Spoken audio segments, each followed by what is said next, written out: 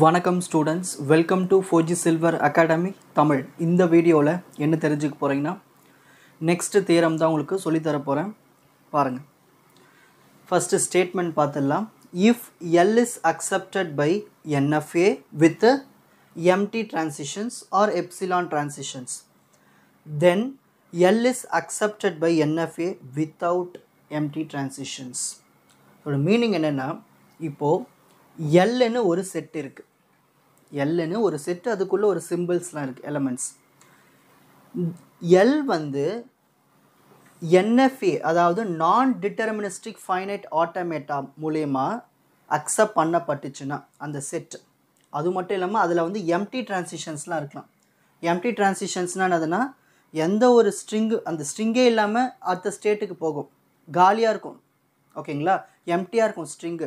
So empty transitions மூலிமா NFA வந்து இந்த ஒரு குறிப்பிட்ட செட்டை அக்செப்ட் பண்ணுச்சுன்னா, எல்னு ஒரு செட்டை அக்செப்ட் பண்ணுச்சுன்னா, எம்டி டிரான்சிஷன் இல்லாமல் என்எஃப்ஏ இருக்குங்க இல்லையா, அப்போ ஸ்ட்ரிங்கு கண்டிப்பாக இருக்கும். அந்த ஸ்ட்ரிங்கையும் அக்செப்ட் பண்ணும் இந்த எல் செட்டைன்னு சொல்கிறாங்க. ஓகேங்களா,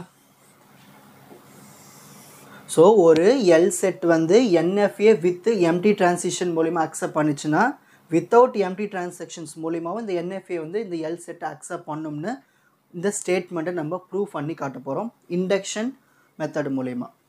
நெக்ஸ்ட்,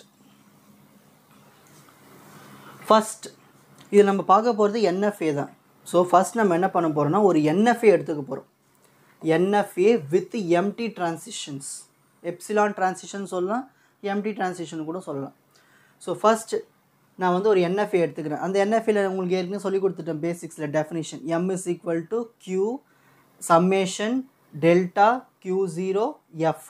ஓகேங்களா, இதெல்லாம் வந்து ஸ்டேட்ஸு, ஆல்ஃபபெட்ஸு, அப்புறம் transition function, next initial state, final state. So இது எல்லாமே நான் என்ன பண்ணுறேன்னா, ஒரு என்எஃப்ஏ எடுத்துக்கிறேன். அதில் வந்து எம்டி டிரான்சிஷன்ஸ் இருக்குது.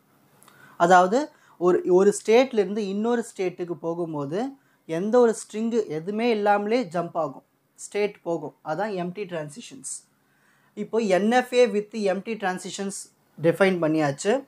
அதே மாதிரி நம்மளுக்கு என்ன வேணும், என்எஃப்ஏ வித்தவுட் எம்டி டிரான்சிஷன்ஸும் வேணும். அப்போ நான் என்ன பண்ணுறேன்னா, இந்த எம்முக்கு பதிலாக புதுசாக ஒரு எம் டேஷ்னு சொல்லலாம், இதை M1ன்னு சொல்லலாம். நம்ம இஷ்டம் தான் பேர் வைக்கிறது. ஸோ இந்த M1க்குள்ளே என்னெல்லாம் இருக்குது, again number of states, summations, alphabets, அப்புறமா வந்து transition function, initial state, final state. F டேஷ்னா என்னது, ஃபைனல் ஸ்டேட். ஸோ எதனுடைய final state, NFA without epsilon டிரான்சிஷன்ஸ்க்கு ஃபைனல் ஸ்டேட். அந்த ஃபைனல் ஸ்டேட்டுக்கு நம்ம இந்த ஒரு கண்டிஷன் கொடுத்துட்றோம்.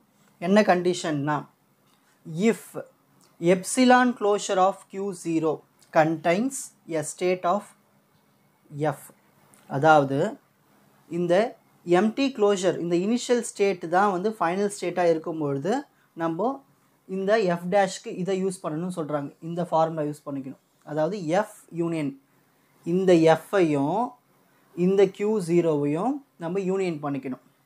அப்படி இல்லைன்னா வெறும் ஃபைனல் ஸ்டேட் மட்டும் எடுத்துக்கலாம். அந்த எம்டி க்ளோஷர்னு ஒரு கான்செப்ட் இல்லைன்னா நம்ம வெறும் இந்த எஃப்ஐ மட்டும் எடுத்துக்கலாம். ஓகேங்களா, அப்படின்னு நம்ம வந்து ஒரு கண்டிஷன் கொடுத்துட்றாங்க F டேஷ்க்கு.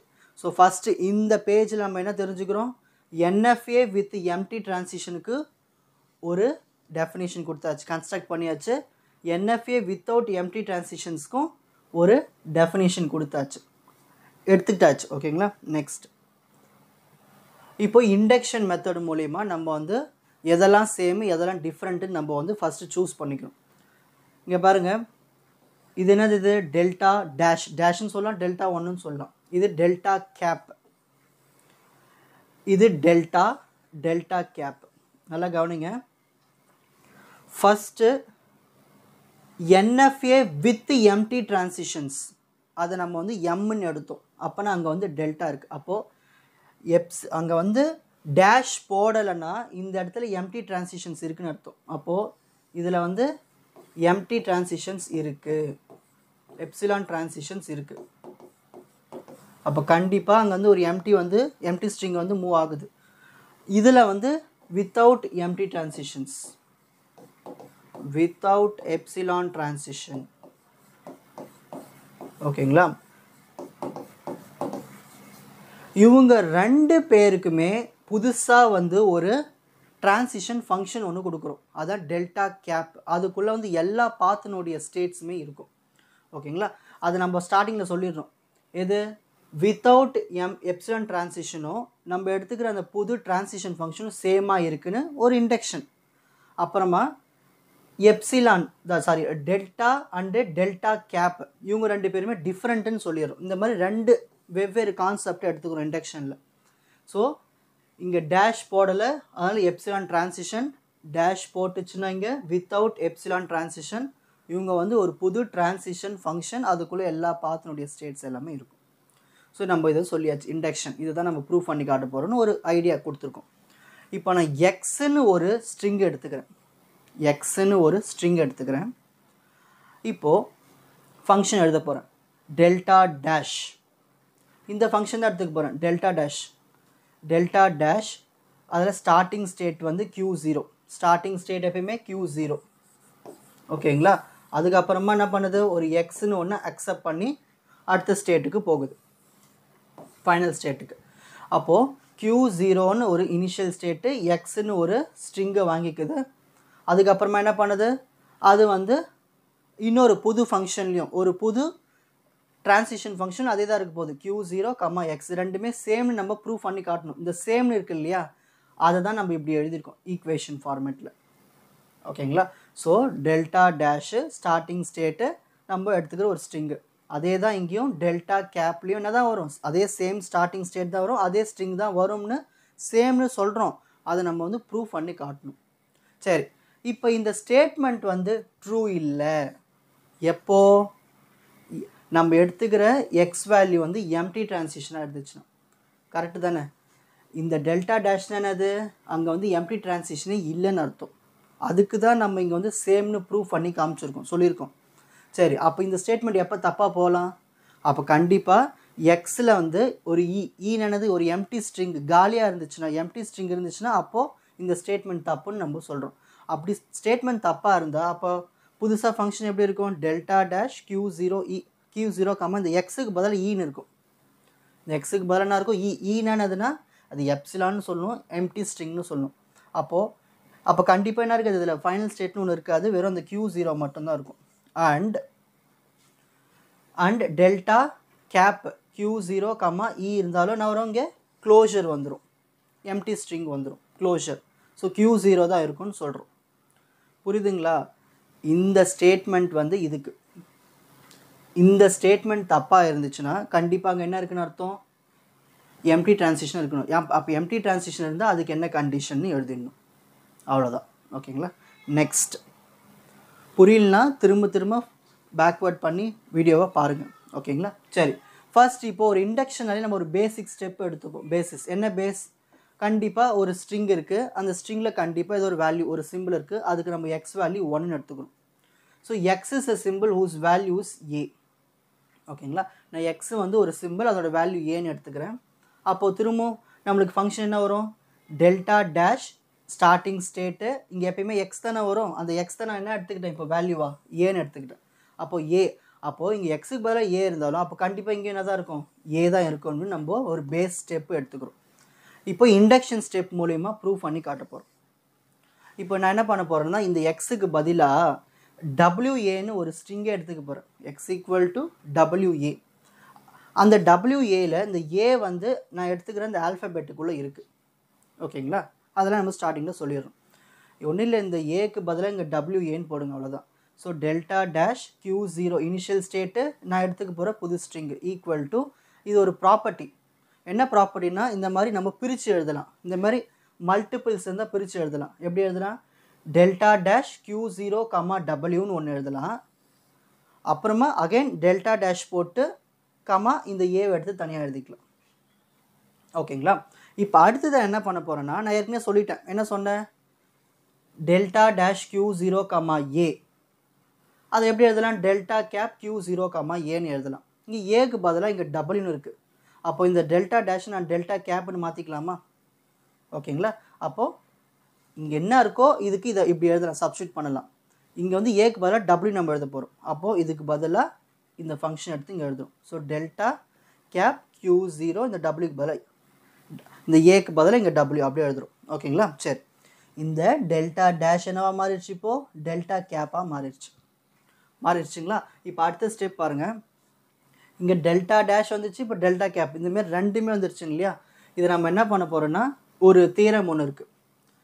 Delta of Q0, W equal to delta cap of Q0, W. So delta இருந்தாலும் சரி, டெல்டா கேப் இருந்தாலும் சரி, அதை நம்ம பி பாசிபிலிட்டி பின்னு எடுத்துப்போம். அப்போது இது ஃபுல்லாகவே நம்ம என்னென்னு எடுத்துக்கலாம்? இதை பின்னு எடுத்துக்கலாம். அப்போது டெல்டா டேஷ் இது ஃபுல்லாகவே நம்ம என்ன எடுத்துக்கலாம்? பின்னு எடுத்துக்கலாம், கமா ஏ. ஓகேங்களா?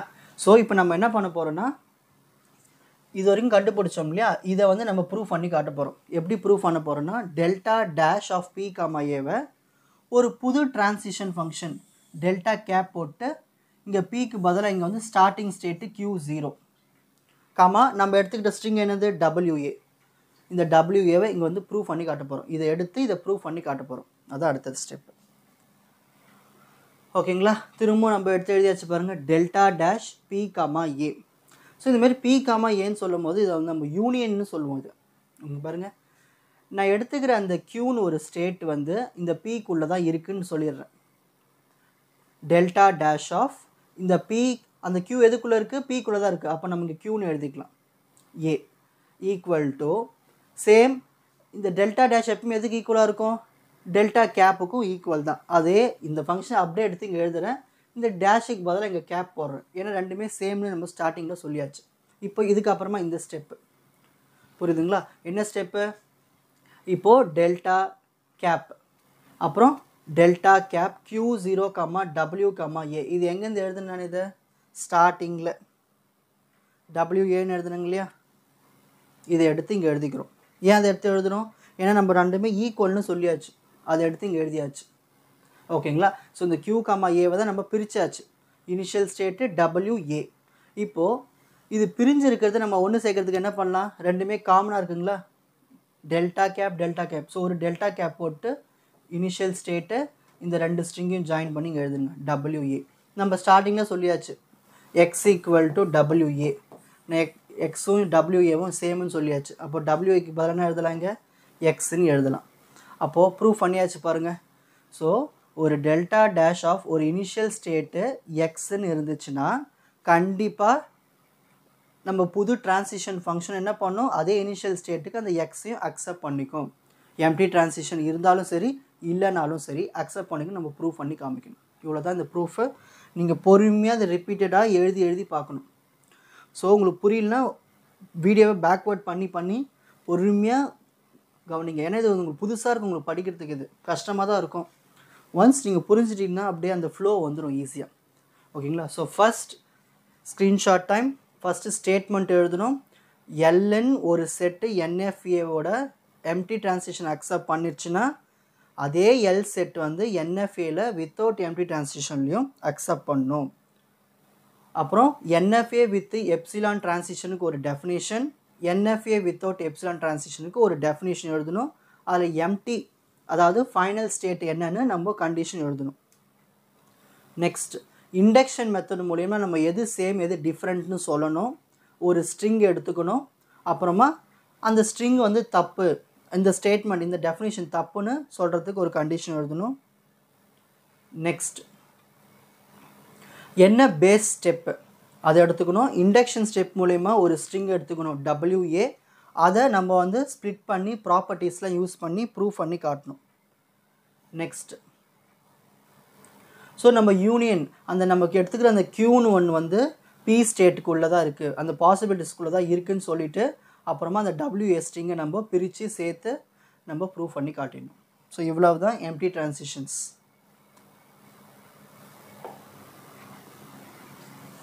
Watch other episodes in the appropriate playlist. 4G Silver Academy Strength, Success, Clarity. வணக்கம்.